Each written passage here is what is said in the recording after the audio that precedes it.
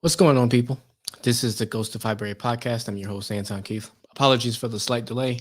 I was having some issues with this Mac over here and had to reset it. So, don't really have many issues with the Mac, but it is a piece of machinery and it breaks down sometimes. So, what a game. That game was.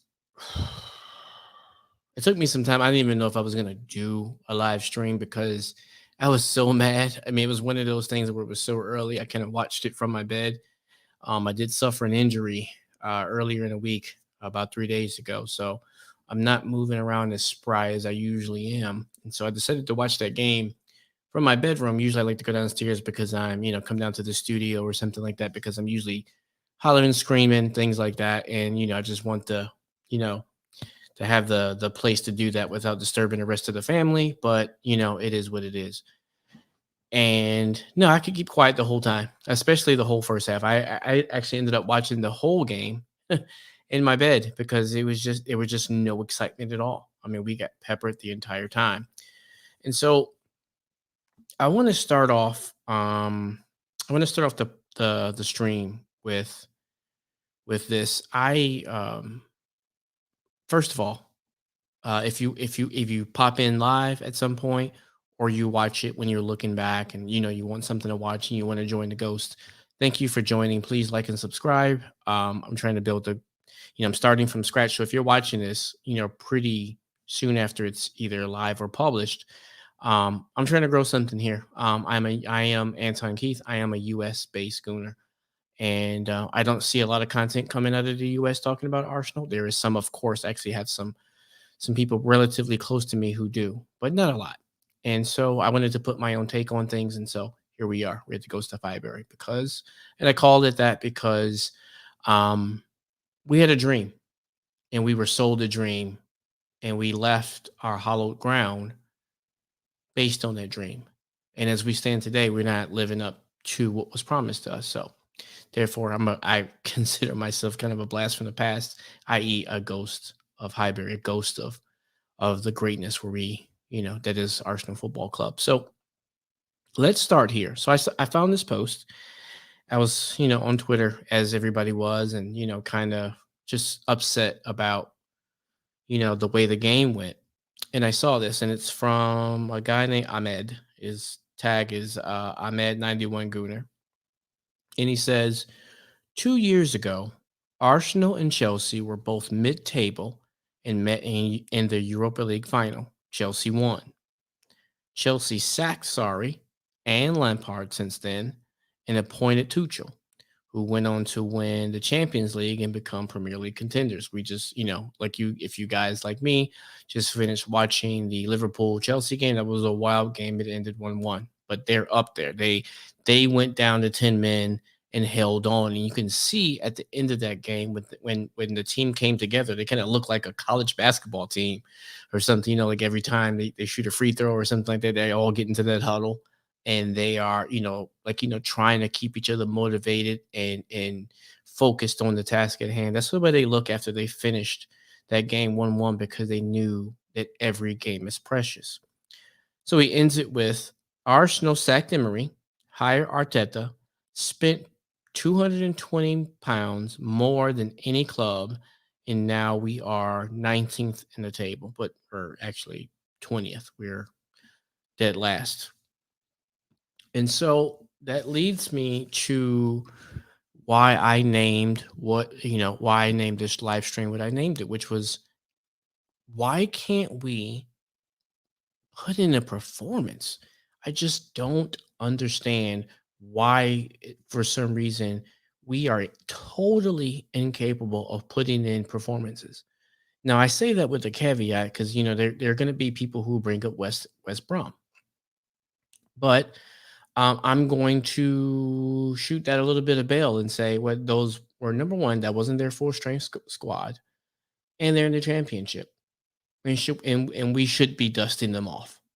That's just what it is. No disrespect to them, but we should be dusting them off. If we play them, even if they are in the Premier League, and we play them 10 times, we should be beating them 10 out of 10. If you look at their squad on paper and you look at ours, we should be beating them. What's the difference? Okay, we played a newly promoted side in Brentford, and they wiped the floor with us. And I'm not really here for all of these comments about COVID and missing players and things like that. That is a side effect of mismanagement. Because if you look at the top teams in the league, they all have reserves who are willing and able to step in and do a job. And then you look at our bench. And so what is he supposed to do? Is that because he doesn't want a strong bench? Or is it because we have mismanaged so many players in the past that we just can't have one? Or is it because we overpay our strongest 11? Of course not. Yeah, we do overpay some people, but not to some astronomical number like any other of the top 6 or 7 or 8 teams in the league. No. We pay decent wages to our players, above average when compared to the world. And into the footballing world, we might pay above average player wages, but we should be managed in a way that we have 16 to 20 players who are willing and able to step in case injuries happen, because they do. And this management team should know that and understand it. If anybody understands that injuries happen, COVID's a new thing. So that's not necessarily an injury, but you might be out for a week or two or three, depending upon how serious your COVID case is. We should be prepared to plug a hole and be and don't have to change a thing, don't have to change your formation, don't have to change too much. They should be ready and willing to fire. And what you're seeing is a team that doesn't look prepared for anything. Playing four at the back versus playing three at the back shouldn't be that big of a change to a professional football player. Now, I know some people here in the States might say, well, that might be the equivalent to playing like a 4-3 versus a 3-4. Well, okay, I'll give you that. But if you play with your fingers in the dirt, doesn't matter. If you're a down lineman, doesn't matter. If you're rushing the passer, doesn't matter. It doesn't. How you line up doesn't have any effect on your willingness to do what it takes to not get blown out of a game. It's totally ridiculous. If you're joining me, this is the Ghost of Highbury. It's a pleasure. I wasn't gonna do a live stream, but after watching all the games, I thought I'd hop on. Let's talk. We're gonna talk about the team. We're gonna give them some player ratings and really just talk about why we can't put in a performance. So I'm gonna pull up. I'm gonna pull up Premier League.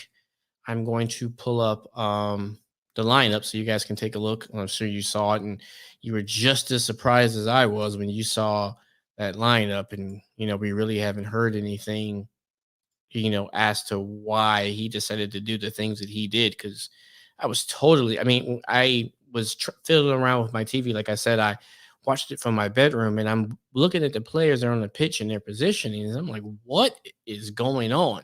So I hop on to Twitter and I look for the lineup, and I'm like, where the hell is Pepe? Then they posted, a little bit after that he was sick, but it wasn't COVID related. Do you find it weird that when you hear that, you don't immediately believe it? That you don't immediately say, well, okay, well, he just has the flu or sore throat. They tested him and it's not COVID. Do you really believe that? Because for some reason, the first thought that comes to my mind is that I absolutely don't believe it. For some reason, I don't know if it's like something to do with London, and they don't want to make it seem like, maybe the numbers are going up a little bit, higher than what a little bit higher up than what they want to be known publicly. Or are they going to come out tomorrow or something and say, oh, well, uh when we tested him Friday night or whatever after practice, it said it was negative. But then when we tested him this morning, now he's positive and he does have COVID. I don't understand why we do the things that we do. It seems like it's like grinding gears for them to just do the things that they've been hired to do. I just don't understand it.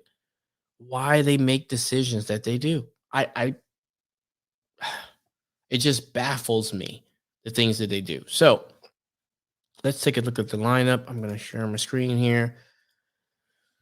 Man, that was just a poor performance, man. Okay. So here we go.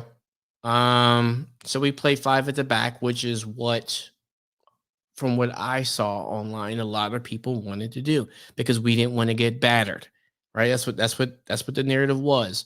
Don't persist with four at the back because we're gonna get battered. Right? They're gonna cut through us. We're not gonna be able to stop it. They're gonna be playing balls and to be threading the needle, and they're gonna batter us. So play three at the back so that we can keep the score down. We can stay nice and compact. All these fancy little words that people like to throw out, so to make sure we can, and then we can kind of hit them on the counter. And what did we see? We saw Manchester City crossing balls into the box and scoring on headers. We saw Manchester City shooting from outside the box and scoring. Let me repeat that for the people in the back. Manchester City scored on 2 headers. I think they had something like 3 or 4 all of last year. And now they scored 2 in one game. Have you seen the heights of their forwards? Ferran Torres, Gabriel Jesus, okay, Rodri, Bernardo Silva, Gundogan, all small. I mean, I don't want to say small, but average size guys. Not tall basketball defensive lineman size guys, 6'3", 6'4". Not like our center backs. And we'll get to them in just a second when we do our player ratings. But they're getting beat. That's not their game. Intricate passing, playing guys in, low crosses in a box for tap ins, firing home rockets. That's their game. Not crossing into the box. That's not Stoke. They don't have giants playing it forward. And that's how they beat us. That is an indictment of management. And I will continue to say that because everybody conceded that these players, especially a lot of these players that played today, aren't good enough. But whose job is it that to assess and to rectify that fact? Okay, the coach is going to play. He sees them play in and play out every practice, right? And I know and I understand. Some people say, "Well, he puts them out there. He puts them in a position to get blown out." I understand, but who's he going to play? And you see this thing where people say, "Well, I'd rather live and die with the under 23s." Okay, I want to win games. That's what I want. But anywho, we're getting a little bit ahead of ourselves. Let's take a look at this lineup. So we got Kieran Tierney left. Okay, so we played 5. So we had the Kolasinac, Holding, Chambers. Okay, so let's stop there. This is the second game that Said Kolasinac has played out of nowhere. You kind of saw a blur of his face in the Arsenal training montages over the past couple weeks. And out of nowhere, and then all of a sudden, we see that we're trying to terminate his contract. He wants the Mesut Ozil flex. He wants to cancel his contract. We pay a little bit, and then he goes off and does his own thing. At Fenerbahce or wherever he was going to go, and all of a sudden that collapsed or looks to have collapsed, and now just come on back. We'll throw you in. I mean, I call it the Mesut Ozil flex. It's more like the Granit Xhaka flex. At least Kolasinac kept his mouth closed. At least he wasn't fraternizing with the enemy, while he was in Euros. That's that's weird. We'll move on to that. So yeah, so he's here. But if you're gonna play three at the back, why not do what you did last year and guarantee as part of the three? I would have rather have, okay, so you bought what appears to be a person who is perfectly suited to play left wing back. You played him on Wednesday. He had a above average game. I know a lot of people are kind of gassing him up a little bit. Um, he needs a little bit of work in the engine room and he needs a little bit of help tracking back. And so maybe he saw that, during the tape or whatever, but you bought him for this purpose. He is a professional. He plays for the first team. Okay. Tavares should have been in that left wing back spot because playing Kolasinac at center back is not it. It's not it. It's here for everyone to see. Okay. It doesn't take a rocket scientist. And people will say, I just don't care. A better manager doesn't make this move. If it works, it's like he does things that make people say, if it works, he's a genius. And the only thing I can say, I know it's becoming cliche at this point, is that, he's just like Pep. The difference is Pep is Pep. If you're a disciple, you don't have everything that's going on in his brain. Sorry about the noise, guys. Um, he doesn't have, and number two, he doesn't have Pep's players. So if you're not full Pep, right? You weren't there that long. Okay, you weren't there 10 years and understudied, and okay, so he was at Man City here. Like you wasn't his assistant at Bayern. You wasn't his assistant in Barcelona.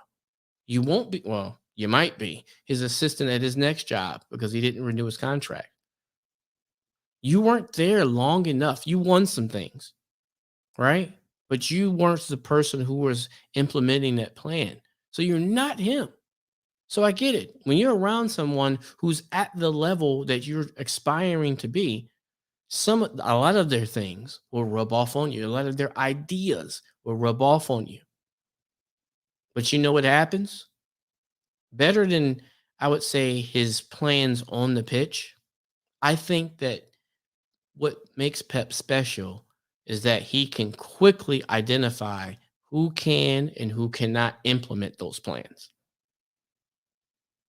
And he gets them in. That's why people say, "Oh, well, he's like, he's a money bags merchant. Like he will only go somewhere where, like Byron's not like that. They're not run that way. Can they get anybody they want? Yeah, because they're consistently first or second in the league every year, and they're consistently at worst quarterfinalist every year in the Champions League. And so with that comes a lot of money through advertisements, through shirt sales, through games, through a lot of things. So they do have money to play with, but they are not PSG. They're not Barcelona. They're not Real Madrid. They don't need a new Galactico. They don't need a new toy every year. That's not the way they play. He needs smart footballing minds to implement his playing style. And it seems like, like he worked when he came into Man City and worked from the top down, right? It seems like Arteta in his whatever it is he's doing is kind of working from like the bottom up. He's like, oh, I'm going to replace the reserves first, and then I'll make it to the starters. That's complete nonsense. We spent all this money. What is it? 125 pounds? 125 million pounds? And we haven't improved the starting 11. Odegaard, that's it. Lakanga. If everybody's fit, I'm going to digress just for a second. I like Lakanga, and let me just get that out of the way. I like him, but he is not a starter in the Premier League.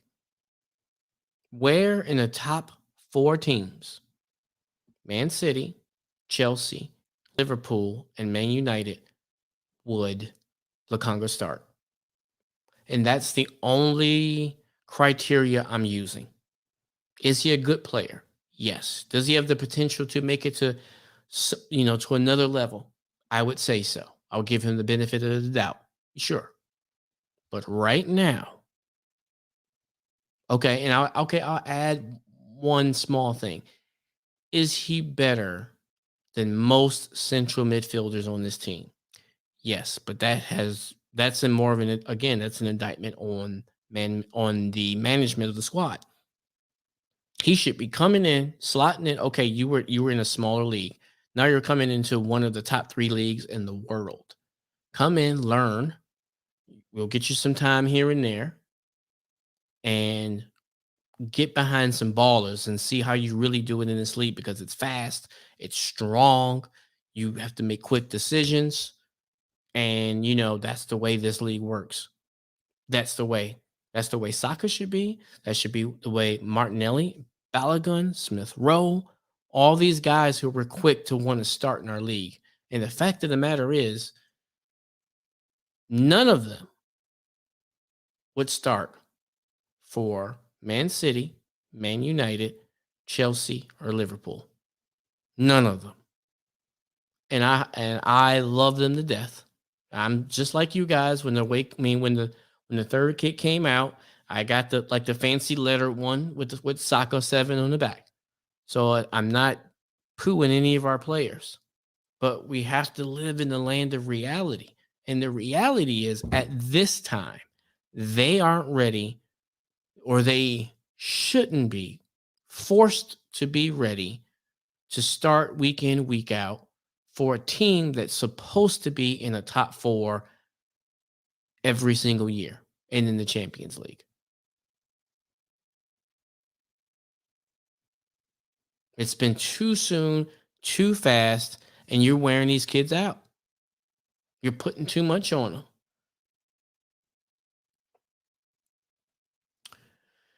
Then we move to the wingbacks, Kieran Tierney and Cedric. Now, I know a lot of people probably looked at that and said, well, finally, I mean, we bought Cedric for something. We should play him.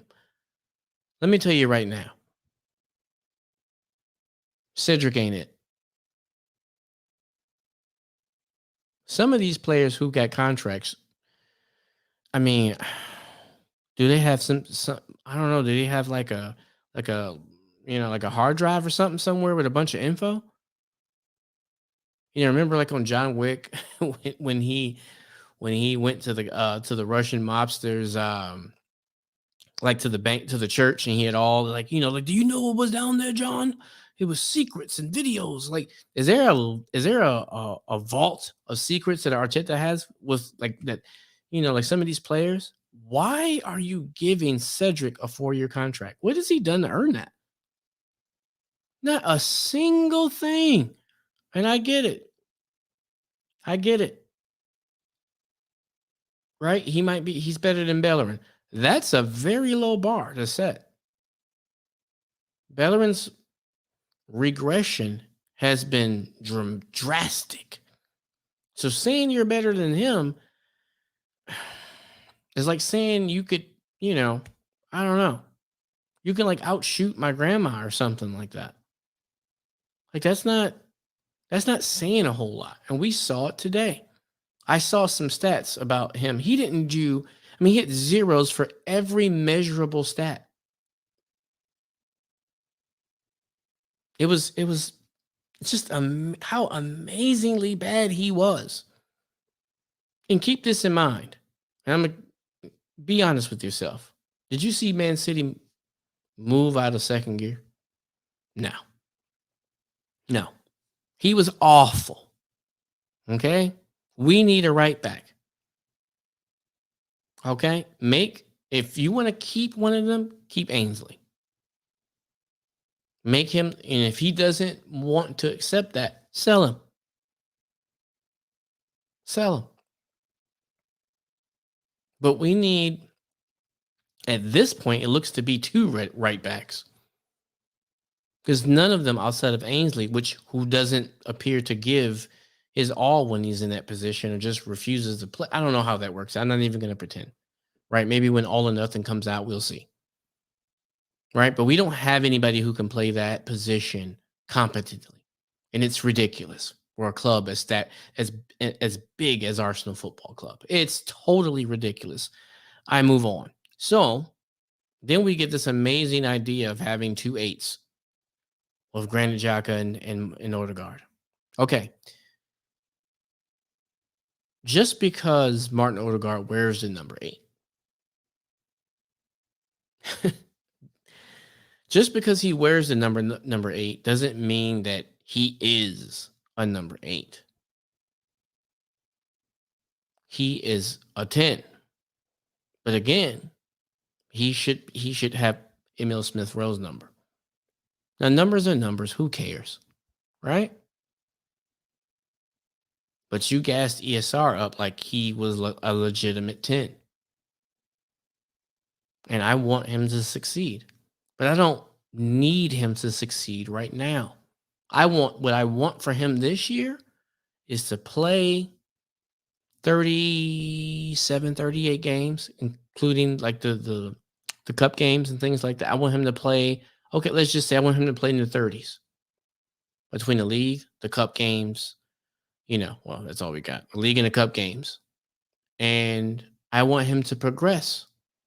I don't need him to go from 0 to 100, and that's what we're doing with our youngsters because we're playing them so much.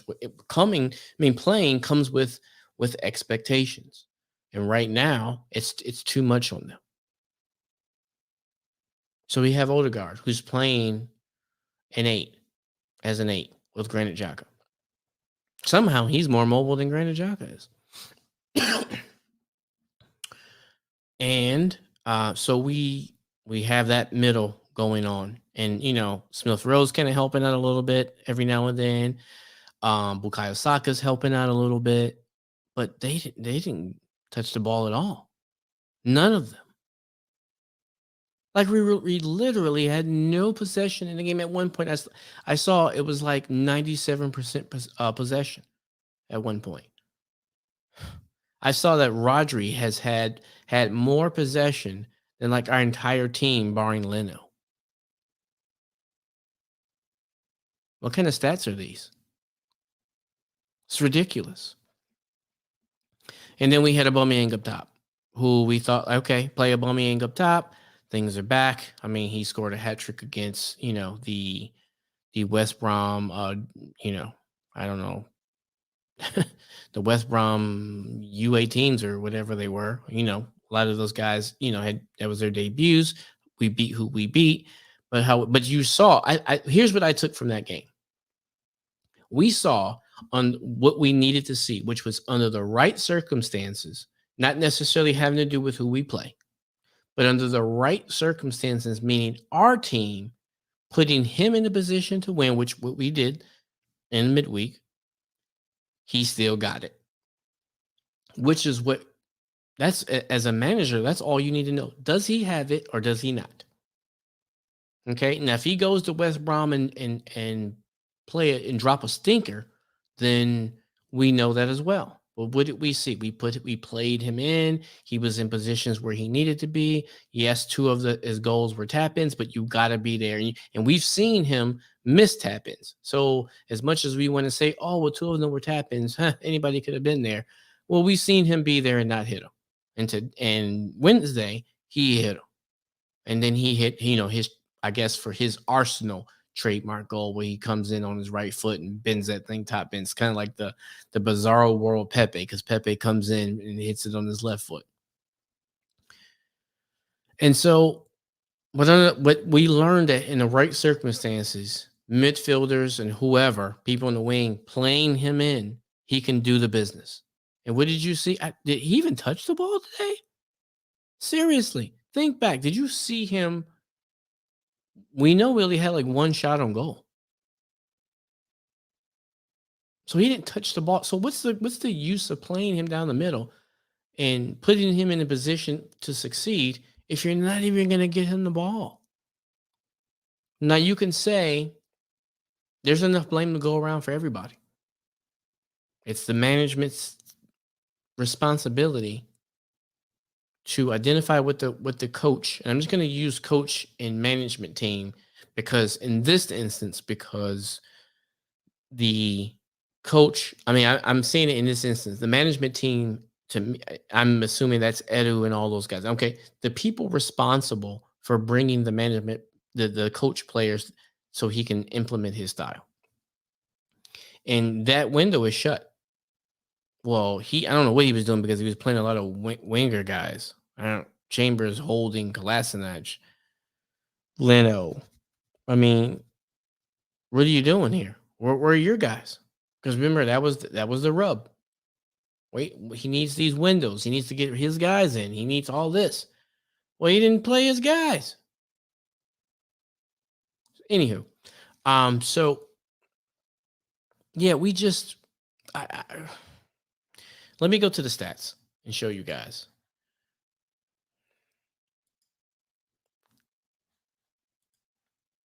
Okay, one shot, no shots on target, none. I thought we had one shot on target, but no, no shots. We had the one Emil Smith Rowe kind of deflection from the keeper that almost went in, you know. So I guess I mean, I don't know. I don't know what the keeper was doing in that, but yeah. Okay. Possession. Okay, out of the game it was 19%. So you got to believe at some points it was higher than that. Passes. Almost it was 750 passes to our 179. So I tell you, we didn't have the ball. Okay? That's almost 7 times the amount of passes. Okay? We fouled them more, of course, because we got a red card because we're dumb. Okay? We're offsides more. Somehow we only had the ball for 19% of the time, but we managed to get 3 offsides. And they had 14 corners. It's wild. And look where we are. Dead last. Look at this. -9 in goal differential. -9.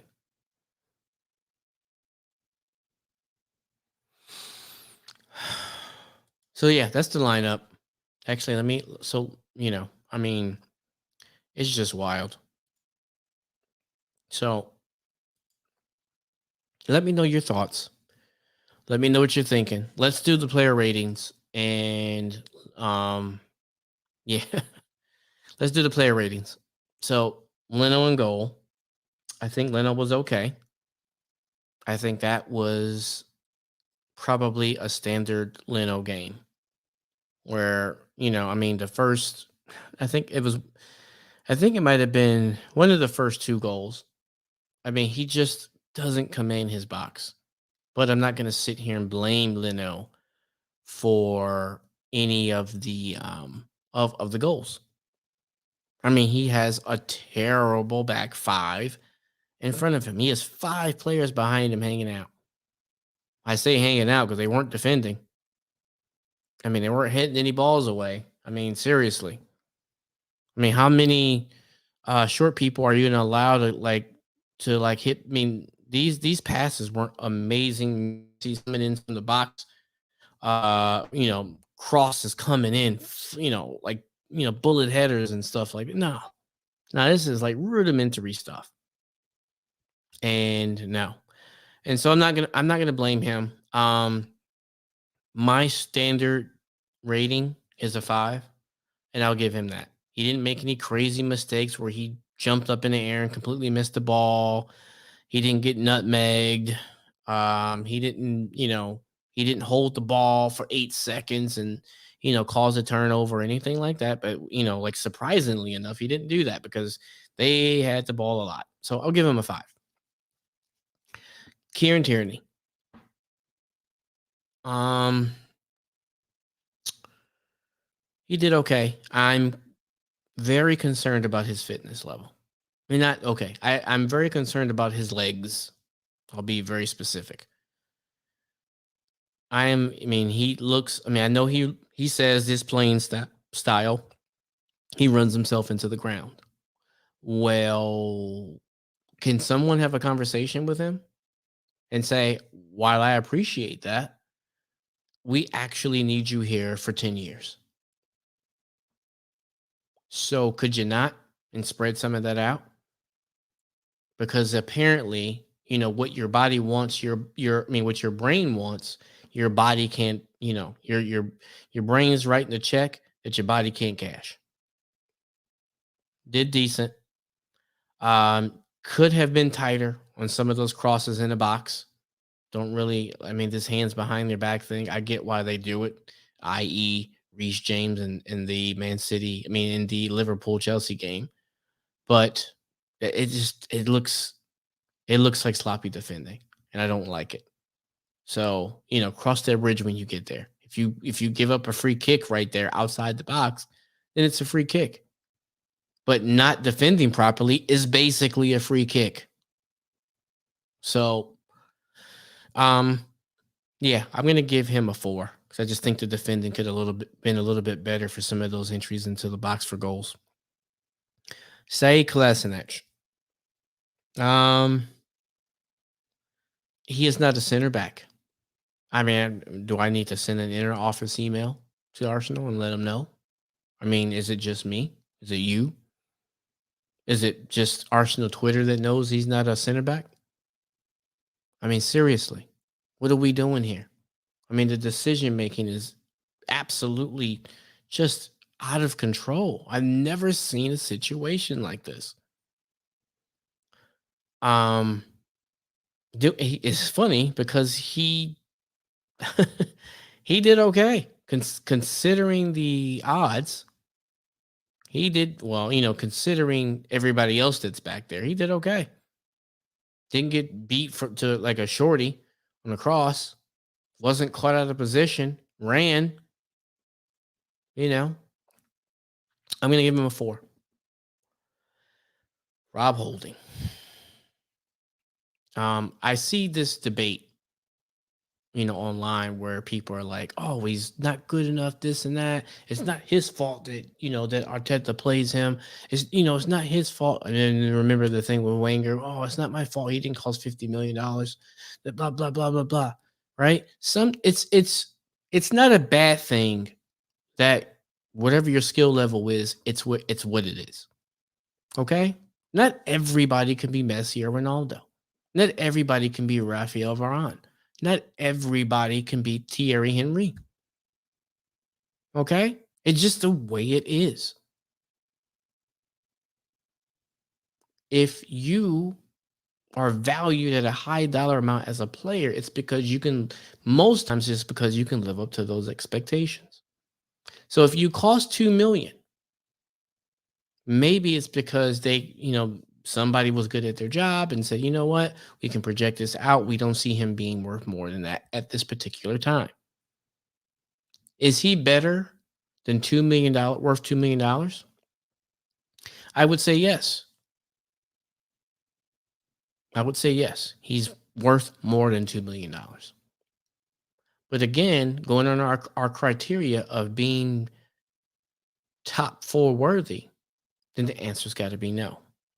And if the goal of this football club is to be in the top four, compete for trophies consistently, and actually give it a go, having players in your starting 11, or I would say the first 16 people on your team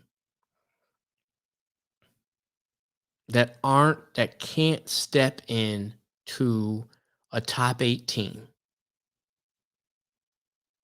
What are you doing? What are you doing? Okay? That's an environment where people are fighting to get on that team sheet, to get in the diagram, not on the outskirts, in the corner where the reserves are. But when there's no competition, no top ballers in every position, what do you have to fight for?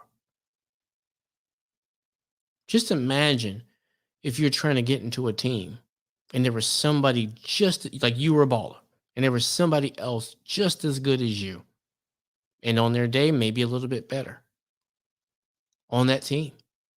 And he said, open competition. He or she said, open competition in practice. I need to see it.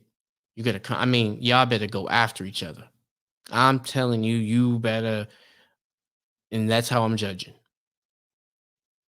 I would say that's 75%. And then you get on the field and you better reward my choice. Because if you keep making me look like a fool on the field, then I don't care what then you've kind of ruined what you did on the practice field. Who does Callum Chambers, Rob Holding, Saeed Kolasinac, Bernardino? Well, now he has somebody. Granite Xhaka, especially. Cedric. Who do they have to compete with? When they go out to the practice field, who are they looking at saying, I need to beat this guy out? Or like, listen, I need to play out of my skin in this practice game to even get a chance of getting on the field. No, no one. Okay. And so, okay, then you have the Ben White and Gabrielle. And they aren't immediately getting into any of those teams. Ben White came from Brighton. Gabrielle came from Lille. Coming from Lille, as we see, with our brother, that plays in the right wing, doesn't, doesn't guarantee anything in the Premier League. Anywho, who did we get? Rob Holding got beat a lot. Has been getting beat a lot from players who are ballers. Legit ballers, he can't play with them. Yeah, but he bullied Diego Costa a few years ago when Conte was there. Like Stephen A. Smith says, we don't care. We don't care. Okay? We don't care. He was awful. 2. Callum Chambers, again, gets into the team. Our subs, our backup players, our reserves, whatever you want to call them, are people that are supposed to be ready to step in and do a job at a moment's notice with high quality, are awful. No slight against them, no disrespect. You know what? I'm not going to say they're awful. This isn't their level. If you're playing in a championship or in a bottom half team, which, yeah, we are. So I can't really talk. But we have people we are in the bottom and they're still playing bad. So in order to climb out of the space where we are, we need better players and we need a better manager.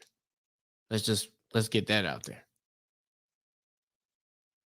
But again, getting beat by small guys because of positioning or lack of physicality or whatever it is, you're getting beat. You just don't, when we play these lower half teams, they don't just concede goals. We might play a slick ball in or something like that, but like crosses like that were coming in today, we never get set pieces. Yeah, right. We never look like we're scoring off that stuff. Not with these guys. So again, it's no disrespect. 2, but this isn't your level, and that's okay. Doesn't mean that you shouldn't be playing football or whatever. Hang up your boots. No, this club here, it's not for you. This ain't it. Cedric, I'm going to give a 1 because he was non-existent. How are you going to be non-existent as a defender? How is that even possible? I mean, I don't know how you can be non-existent at all, but then you got to look at Aubameyang today. Aubameyang Didn't get any service. But yeah, anywho, yeah, he was got a yellow. That's the only way. That was the only thing that you do. You remember anything that he did besides getting that yellow? And you thinking, well, yeah, he's gonna play. He's playing on thin ice. No, I didn't really have anything to say because he didn't do anything except get a yellow. One, midfield. I'll leave Granit Xhaka for the end. Martin Odegaard. Um, he didn't get to do what we pay him to do. Okay, he's paid to keep possession when he has it and to create chances for our forwards. That's what it like. If you have a description on your check or something like that, or like when you get your e-transfer into your bank account and then you get the details, that's what it should say. Keep possession, keep it close, make good passes, and provide a good amount of attempts for our attacking force. Well, whatever situation we had set up today, it wasn't to do that. And he tried, but again, it's just like playing Joe Montana at kicker. You could do it, but that's not the way it's supposed to be done. You spent all this money. You should have a guy for that position. We talked about Granit Xhaka, playing around with Roma.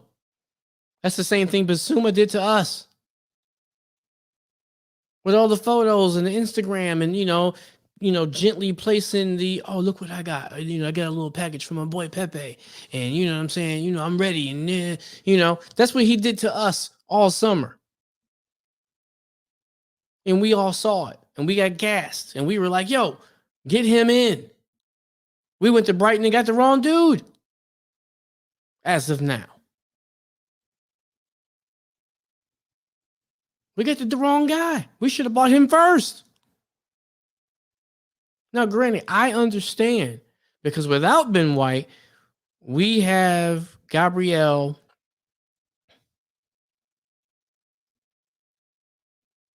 But then again, why are you loaning Saliba? Anywho, they're supposed to be. We should have a guy right there, and we have Lukonga.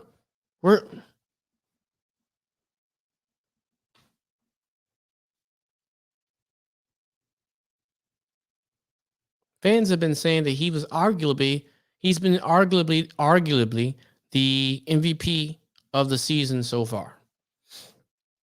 He's came in and did a job.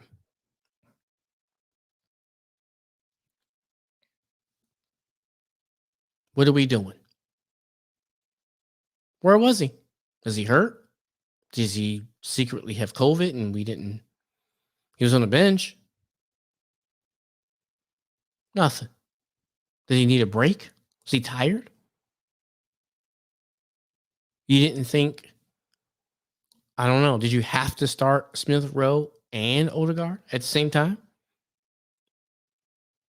I think that putting Lukonga next to Granit Xhaka would have been a better move.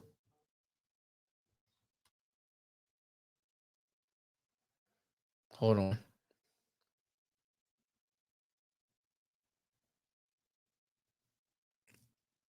So, but he didn't. Management.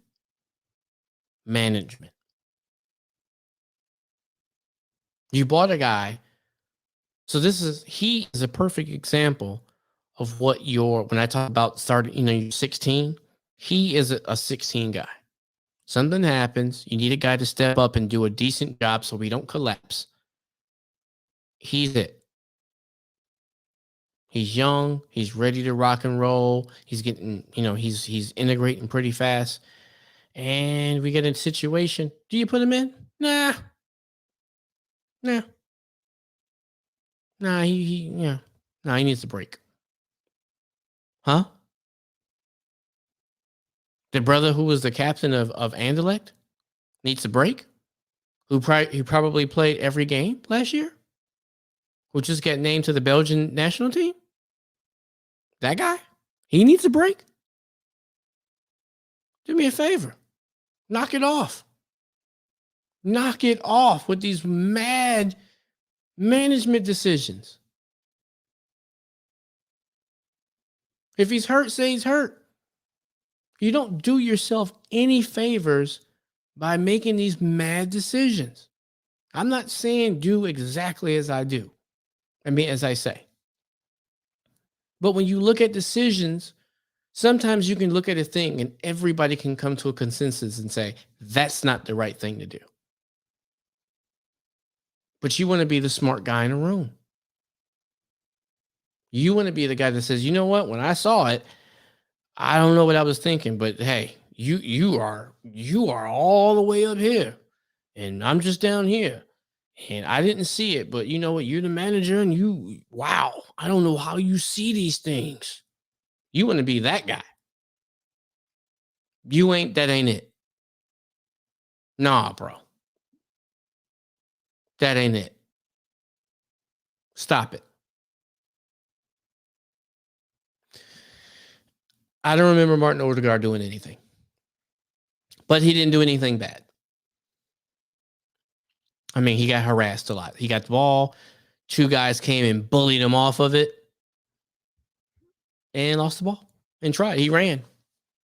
So I'll give him a 5. Emil Smith Rowe. These young guys will try. And he tries. I mean, he reminds me a little bit of Grealish, but Grealish a long time ago. Not the dude who ripped us. You know, on the other side of the field.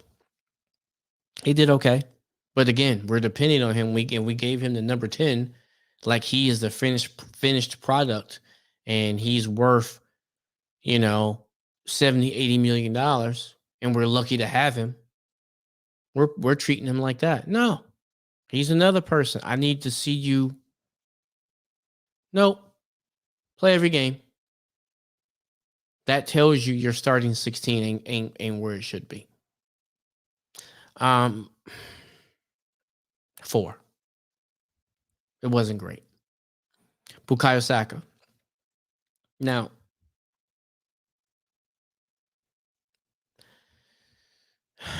it's a weird thing. I don't know if it's his playing style or what, but sometimes, and I'm going to challenge you to do this. Watch the next time he plays. Sometimes he kind of shuts it off.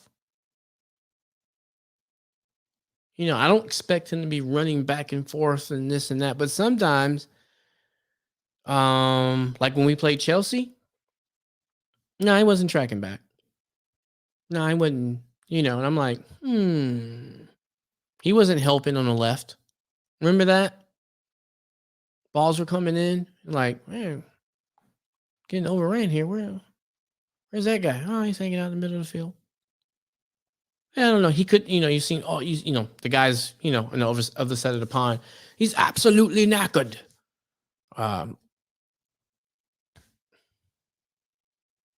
Okay. So why is he playing?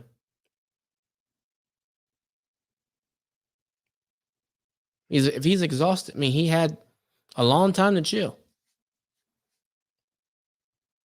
Because he didn't come back immediately after all the stuff that happened after the Euros and all the stupid abuse he received and this and that. They gave him a good chunk of time to chill and reflect. But again, you're putting too much. As much as I think he can go to the top. I genuinely do. He is a legit baller. He has it. But his tank is only so big. And if it's true that he's actually tired, which is what he looks like, then give him more time. We shouldn't, and here's a thought, don't depend on him so much. Don't put your entire football club on the back of a kid who, if he was here in the U.S., couldn't even buy himself a beer. Don't do that. That again is bad management. Even if he is a world beater, which from looking at him, he absolutely is. I have no problem calling him one of the 50 best young players in the country, I mean, in the world. No, I have no problem. However, he can't do it week in, week out. Not right now. There's only one Kylian Mbappe. And I know as soon as you identify a player um with that's young and has this type of potential that he has, you want to anoint him the next Mbappe and play the hell out of him and run him into the ground. And he should be at every England game and this and that. And you know, it's it's it's it's just wild. What we do? We gave him like we did with Emil Smith Rowe and giving him the 10. We gave him the 7. You gave this young brother Alexis Sanchez's number. Alexis, the last serious baller we had at this club. Seriously. Now, can he? I think he has the potential to be better than Alexis Sanchez. But is he better than Alexis Sanchez right now? No. You're running him into the ground and starting to show. So I'm going to give him a 4. I don't think he was great. Was fouled a lot, tried, just like Emil Smith Rowe, but we pay forwards to provide and to score and drive to the goal. And he didn't do any of those things. So I can't, in good faith, give him a high rating. Aubameyang. This one's very easy. This is as easy as Cedric's. I'm going to give him a 5 because we might as well play with 9 men. Because none of the people on the team behind him had any intention or chances, for that matter, to even think about giving him the ball. How are you going to win a game when you only have 19% possession? Okay, teams win a lot with not a lot of possession, but not that low. Right? It's another conversation. I know people are going to say, well, when things happen, you don't see him. He's not captain material. That's neither here nor there when we're talking about this debate here, about this game right here. There's certain things that we know. One of them is like we saw on Wednesday in a right position, he still got it. Another thing that we know is he is not a rah, get in your face, grab your shirt, screaming, slamming things on the pitch, kicking the ball into the field kind of player. We know this. So why is it that people keep holding it over his head that he doesn't do this? If you are not a car thief, what sense would it make for people to keep calling for you to go steal cars? That's not what you do.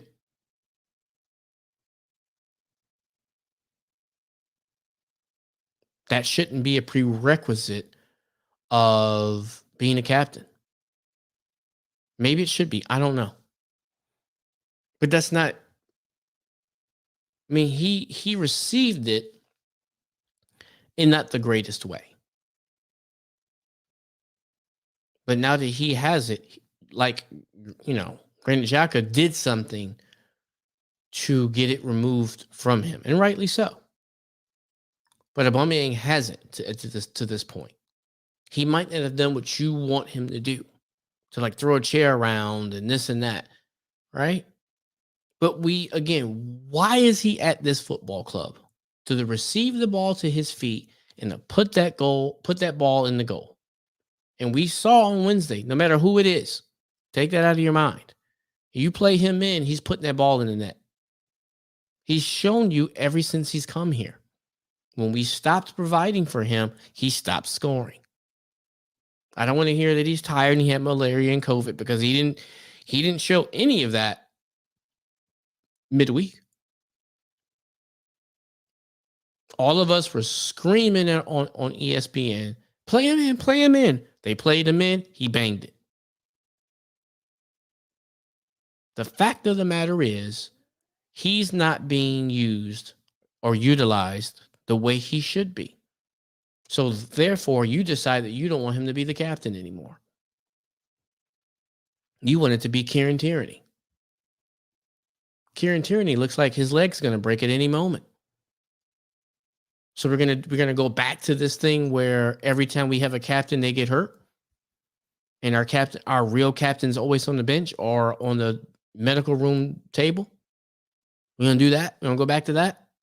No, let's not. It shouldn't matter.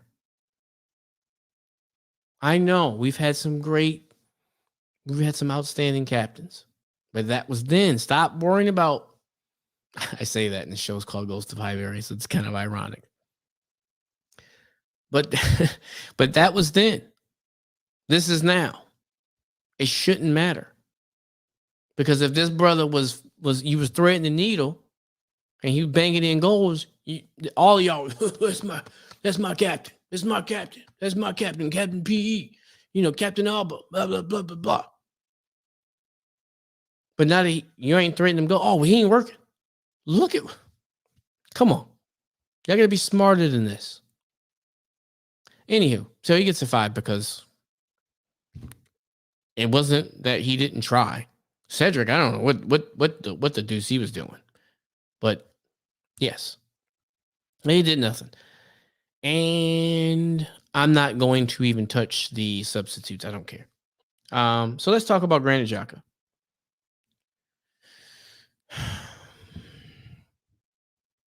If any situation sums up the management style that is clearly not working at this football club, it's his situation. I would argue the William Saliba situation is just as annoying. But he gets sent off again. Since Arteta has come in, that's 10 red cards, not for him, but just as a club. 4 more than anybody during that same period since 2019. 10 red cards? So that means 10 times since 2009, we've lost a player during the game, and then 3 games after that, we've gone without players. Most times it's him. It's wild. It's also wild how he just straight up fraternized with the enemy. Straight up. Whoever talked him out of that situation is a mastermind. Whoever made someone look the other way while he was doing that, I mean, man, that brother can sell water to a well. I mean, it's ridiculous how this brother was, I need to learn to speak the language. This about Roma and Jose Mourinho. And then it don't work out. You know why it didn't work out? Because they probably have some smart people over there and said, you know what, we'll take him. He can do a job. But for 20, come on, bro. Come on. 20 actual million euros for this guy? He ain't starting over there. Come on, man. He ain't starting. He might. Come on. Hold up. Let me look up Serie A.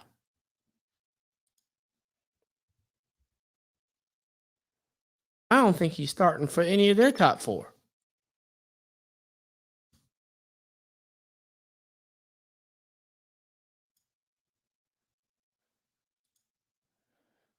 All right. No, let me do last year. All right. Pete. Inter Milan, Atalanta, and Juventus.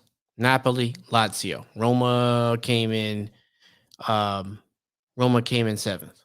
All right, so the top six. Be real. Be real. Is Granit Xhaka getting in any of these teams starting as a midfielder? A lot of people said that like he was great during the Euros. I'm not just saying this because I want to be contrarian and and you know what? I'm just a fan. Maybe I don't know how to identify talent as well as a lot of these other people do. I don't ever see it. Ever. Ever. I don't ever see it. I just don't. Not never.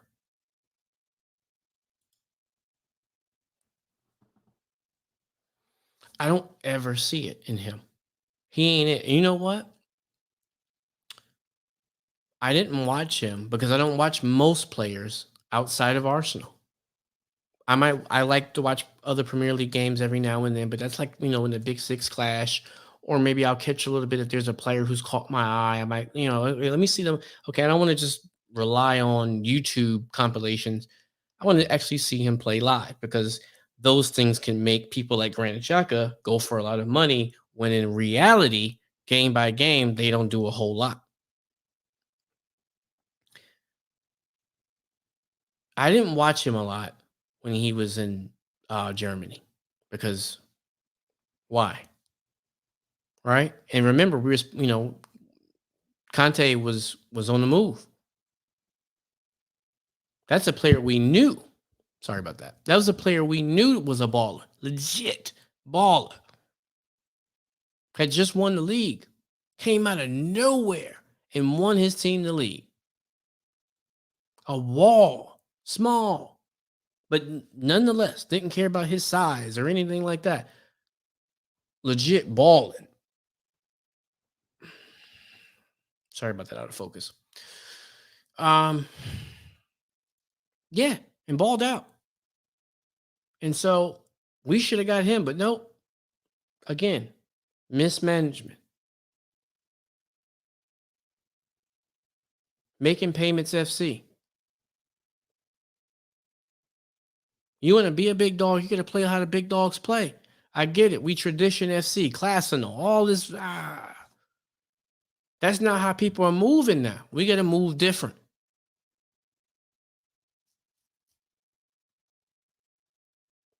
Some clubs try that, and it works out, and it's okay. I guess I'm not their fans, but you know what? I live with a Chelsea fan, and I got to tell you, it is the most annoying thing in the world. However, I respect the moves they make. I respect their owner in a business sense. I don't really know about his background and things like that, but the way he runs his company, which is all I'm interested in right now, he makes moves. He doesn't accept mediocrity, which is the only thing that as Arsenal fans that we want. We don't want it to be okay to be mediocre. And it seems like the way they run this club, it's like, how can we be mediocre today? Hmm. We bought, Martin Odegaard to be a 10 and to provide. But you know what? Man City, I'm going up to Manchester. So you know what? Let's play him in an 8 with Granit Xhaka. See what happens. That'll probably keep us mediocre. You know what? You know, uh Kieran Tierney's played as left center back, and we did buy Tavares to be a left wing back, and we actually need a left wing back today. You know what we should do? We should bring in Said Kolasinac and play him as a center back and put Kieran Tierney out wide. But even though if we have an opportunity not to have him bombing up and down the pitch and break his legs like two popsicle sticks, then maybe, you know what, that'll probably keep us mediocre.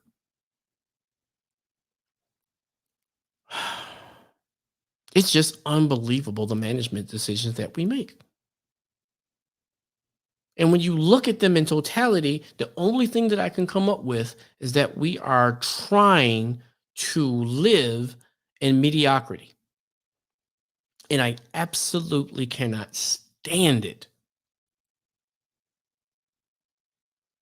I don't want to hear that this, you know what?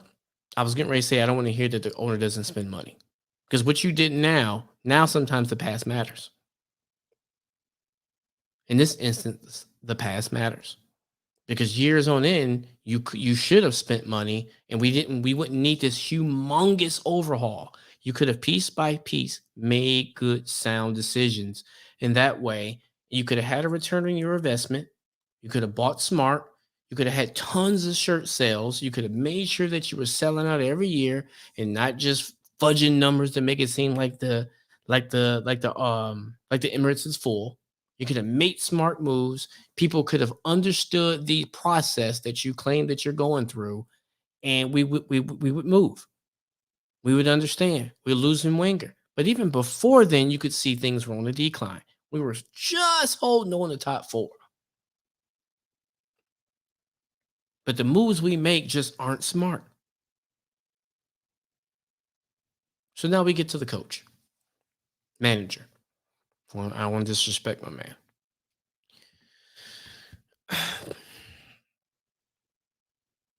It's not working. Sometimes you're in a situation when you're in management where things are coming down and you're like mid management.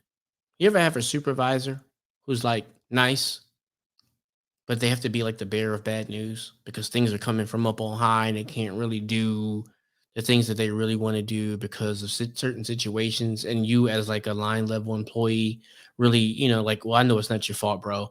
I know these things are coming. I know you're just doing your job. Okay, that's not what's happening here. Okay, in 2019, probably, but from day one, since he's come here, he's been capping for the management team. Oh, they're backing me. Oh, this, I have the full support of them, which he probably does because it appears that their goal is mediocrity. When you make this higher, that's what you tell the fans.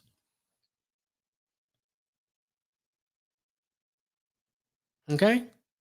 How would you like it if someone showed up to the Emirates and tried to get a ticket and they said, okay, $90. And you say, you know what?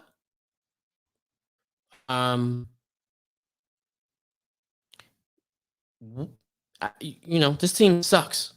I'm not paying that. I'm only paying $30.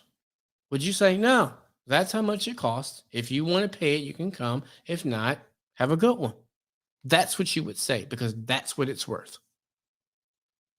So when you buy a person who's not worth, they're not, I'm not talking about his character, or I'm talking about achievements, skills, and the like are what make your worth when you're trying to get a job.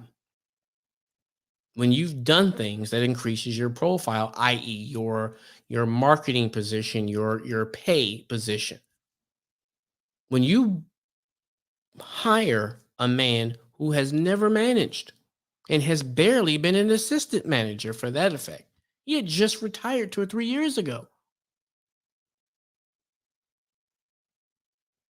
Yes, he might be cheap, but he is cheap. You buy cheap, you buy twice. That's what they say, right? Did you really think that he was going to come in here and beat some of the greatest managers that we have right now? No, no. You really think we could show up to Real Madrid or Barca and dust them off? Him as manager? No. Let's just be real. No. Because even when Pep was new, he got dusted off. Because you do. That's why these guys start off at lower clubs, lower leagues, and they make their way up. Because as time goes on, you learn things. That's why experience is so important. He's not it. He's had time. He's had money. But when you don't make the right decisions, and you don't have a correct management style, none of that matters. Now that we've seen he's got money at $130 million, he's spent more money than anyone, not counting salaries. Because if we're counting salaries, then you know it's a lot more money after everything's said and done. But those salaries haven't been paid out yet. We're early in week 3. No one's making 10 million a week, so we can't count those yet. We're just talking about actual transfer fees, fees that we're paying for a club to get our player back. And based on that, we're clear. And we haven't done anything. We're buying player 16, 15, and 14, 13, and 12. That's who we bought. Maybe one, Martin Odegaard, we want starting. You can have a discussion about whether you think the new keeper is better than Leno. Okay, we can have that argument. But the truth is, we didn't need a new keeper, right? However, that's a management decision. If Arteta said, I absolutely don't need a new keeper, don't get one, then we're not doing it. Right? You've heard the rumors about him, like, he's making all the calls and he's like, like a mini Wenger, they say. Right? Okay. Well, those decisions are what started the process of Wenger getting out. And you're not good as him. You're not as good as he is. You're not as good as he was. You're not as good as he was when he first came here. He had managed clubs before this. So on his first day at Arsenal, he was better than you are now.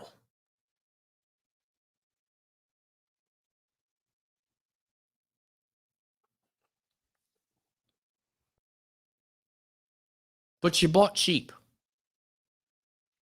So whoever made that decision, it's time for you to go too. So if that came down to the owners, y'all got to roll. And while I'm at it, I know that we've, oil money, that's going to be the new wave, right? Those Qatari guys have come out and, mentioned some things. Let me just speak on that for a second before I get out of here.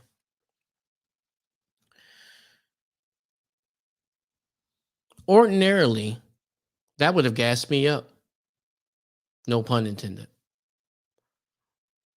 But Daniel Ek ruined that.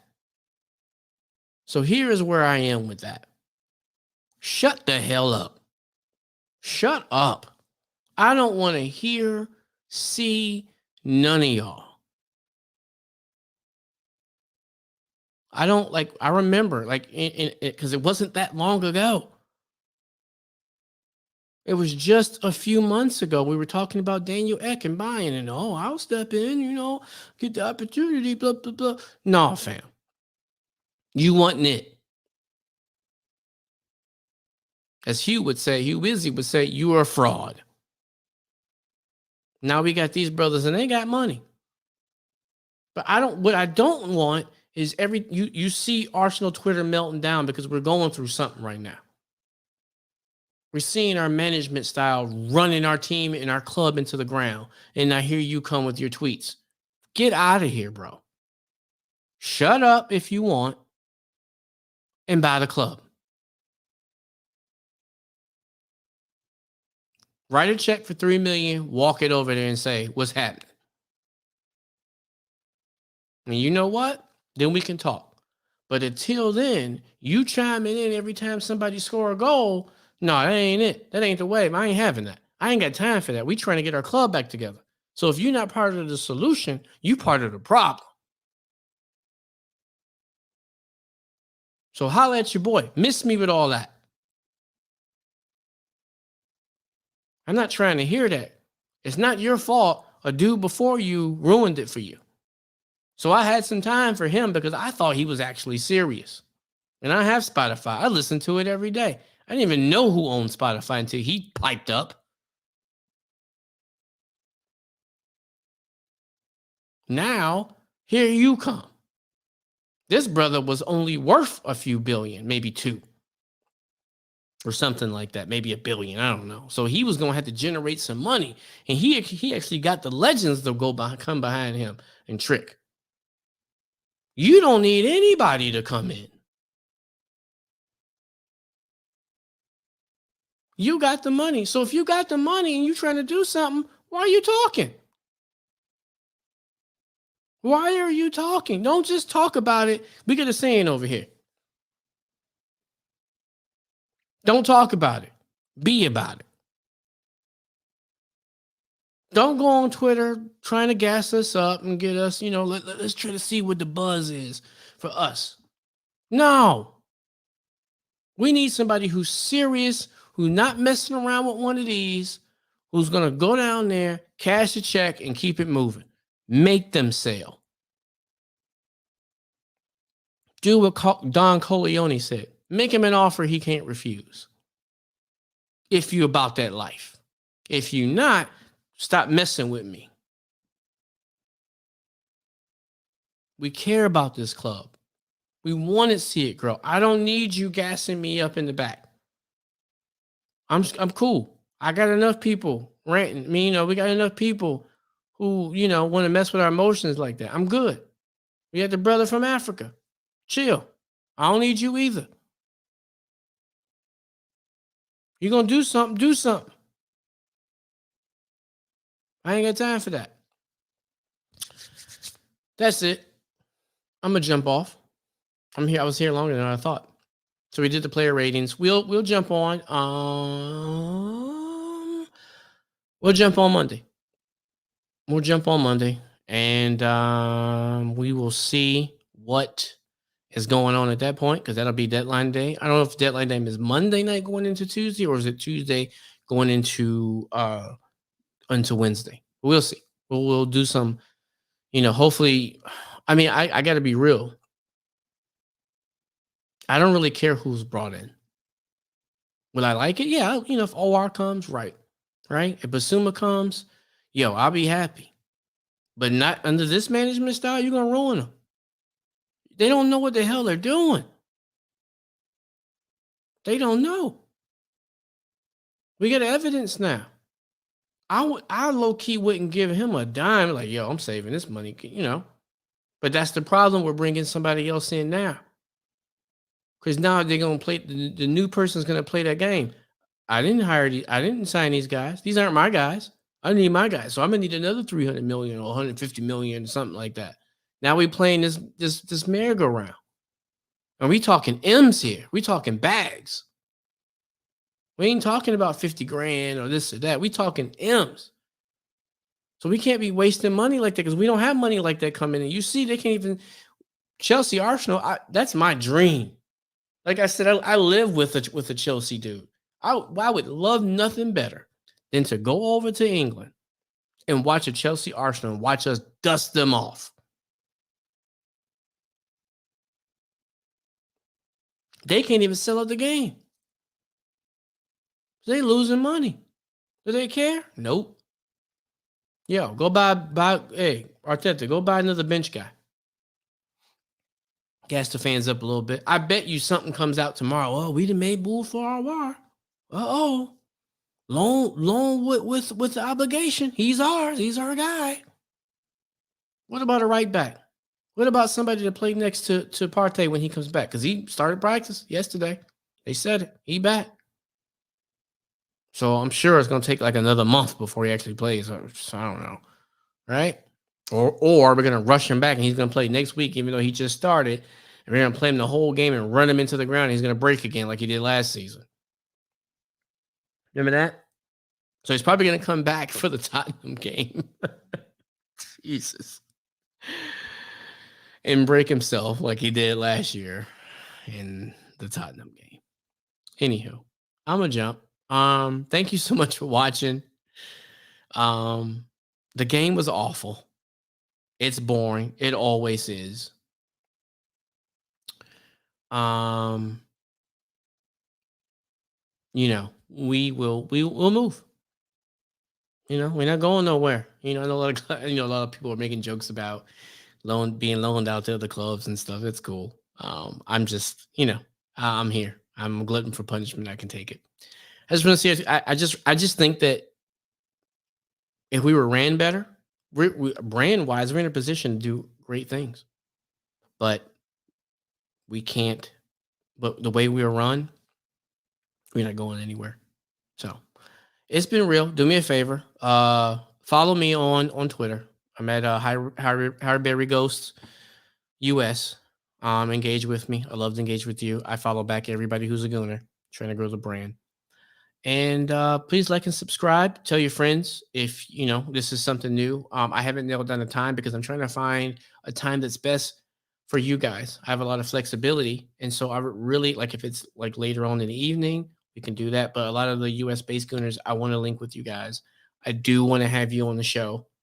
um this platform makes it really easy to get you guys on and stuff like that, so I really would engage. So please give me the opportunity. If you like if you like what I'm discussing here, please like, subscribe, shoot me an email. I'm at ghostofhighbury@gmail.com. Get you on the show. And thanks so much. I really hate that, since I've been streaming, we've had just awful circumstances. I didn't bother coming on against West Brom because I was kind of waiting to see how this turned out because it's West Brom. I expect us to dust him off, and I know people were gonna overgas that. So so yeah, that's it. It's been real. I'll see you guys probably on Monday. Okay, peace.